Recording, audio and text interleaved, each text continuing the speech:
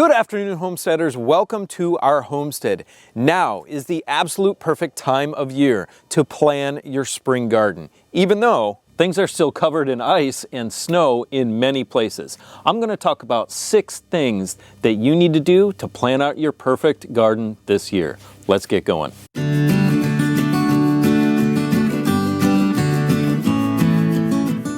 First thing I want to talk about is location and physical location to your home. If you're out on a homestead and you can pick and choose where to put your garden, it's actually really smart to put it as close to your house as possible. And it's really because that old adage holds true.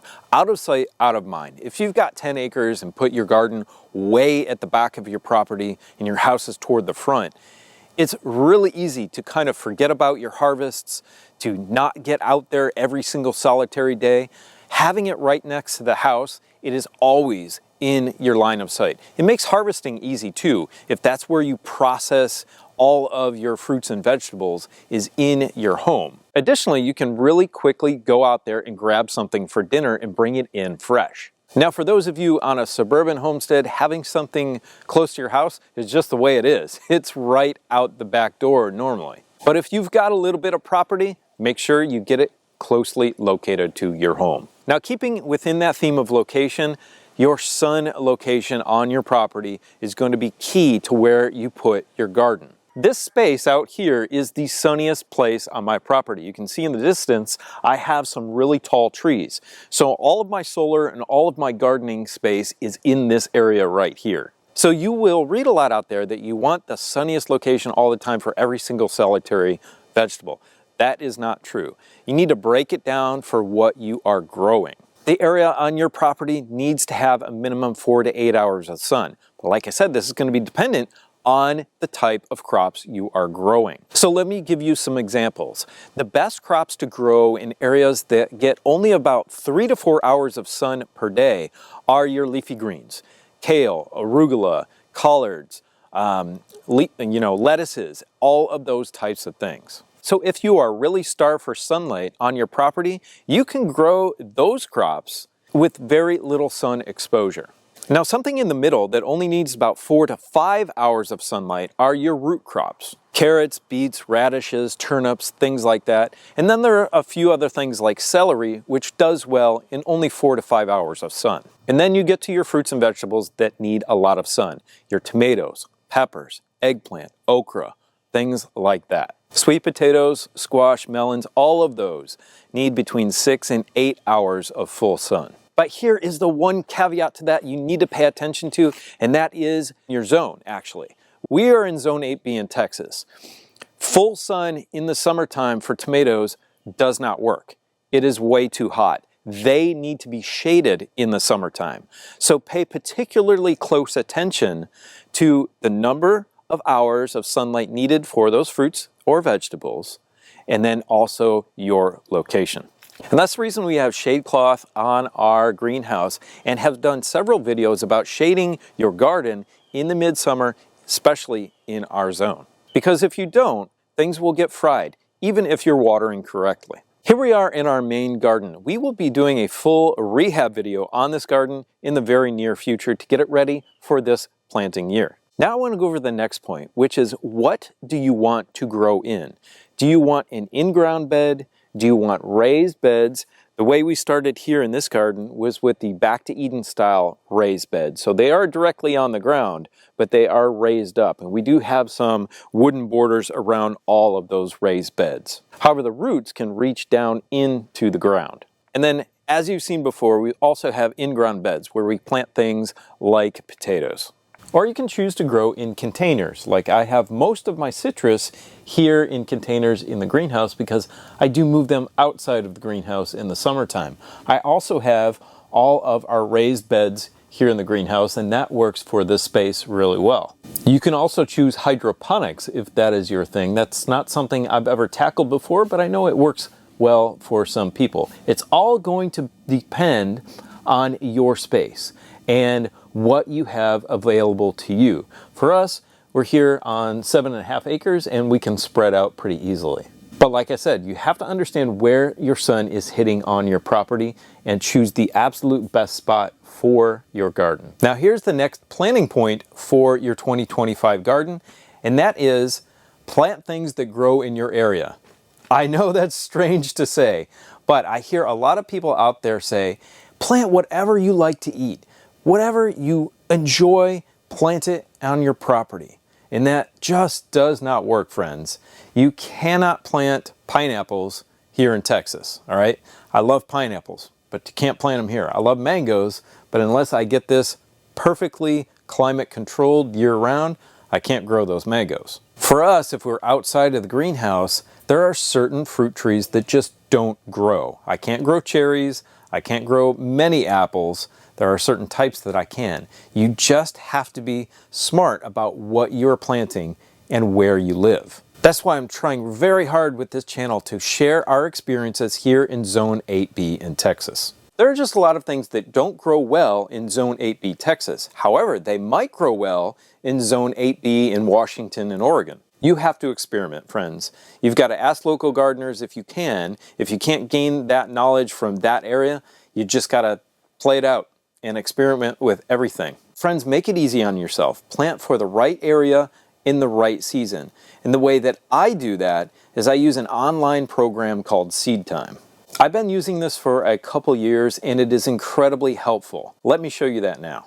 Here we are in the SEEDTIME app. I'm taking you back to spring 23, which is one of my good timelines in here. You can see every month and you can see all of the plants that I started, all of the crops that I started. Melons, cucumber, okra, tomatoes, peppers, eggplant. You've got it all. So you can see in January, you can highlight this. It's got Swiss chard and when to start seedlings. Additionally, for the eggplant, peppers, and tomatoes, these are when we're starting our seedlings inside.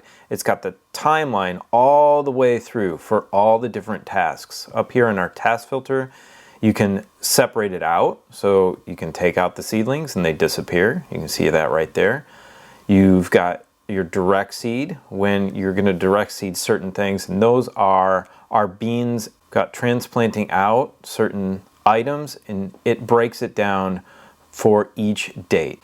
And then over here, this is really cool. So we've got a new layout feature. I believe that's available to everyone. You can start with a blank layout and draw your garden in here, but coming soon, check this out. You can download a background image from, this one is from like Google Earth, or you can take a picture of it and drop it in here and then lay out your garden on top of that. Those are really nice to help you plan your garden in the back of your house, you know, and if you're in a suburban yard or if you're on a big homestead, look at the sun, follow the sun on the satellite images, all of that. This is fantastic.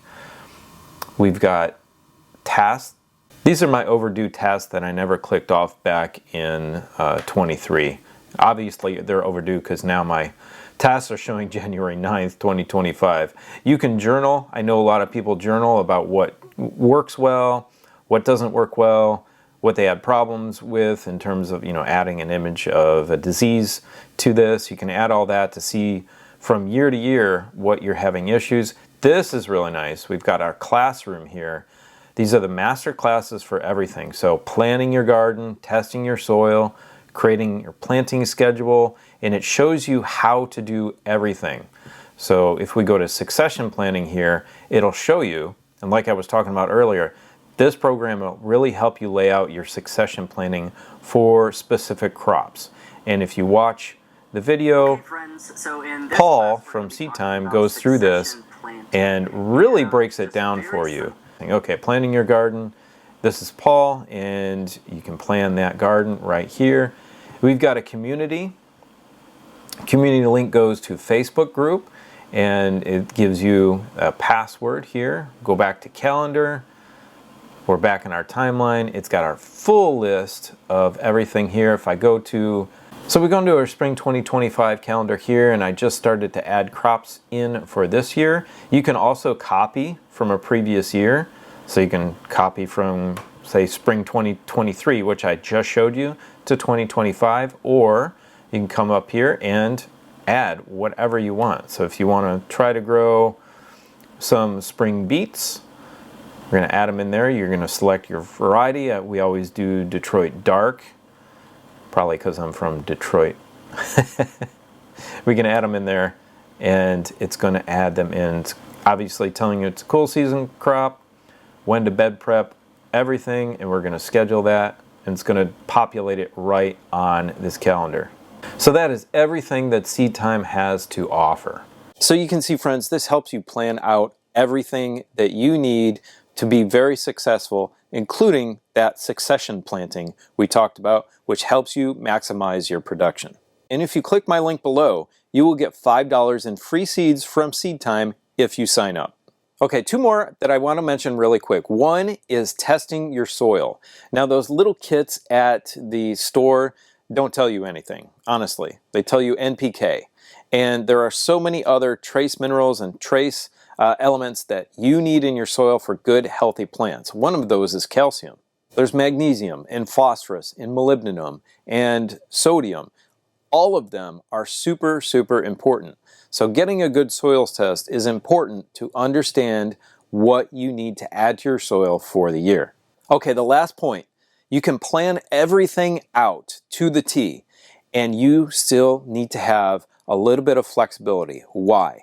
And that's because frost dates can fluctuate. Every year is different. We've grown for 9 years here on our property, and every single year is totally different. So if you leave yourself a week or two in between, say, when your transplants or seedlings are done and when they need to go out in the garden, then that's going to help out immensely. That's going to help out if there's a late frost.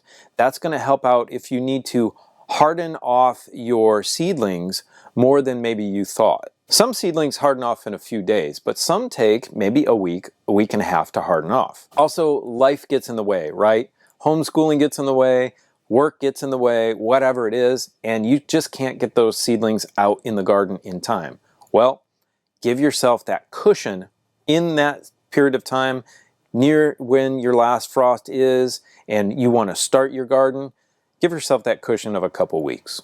Now it's time for me actually to put these peppers to bed. We did get some really cold temps here, and I was not able to keep this at a great temperature. So a few of the pepper plants got a little bit frozen. What I need to do is prune those back and overwinter my pepper plants as well as my eggplants that are still growing. If you're interested in finding out how to overwinter your pepper plants, click on the video at the top of the screen.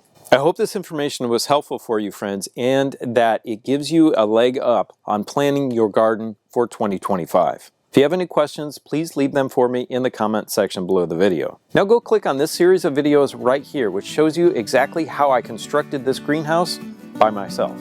Have a beautiful, blessed day. See you next time.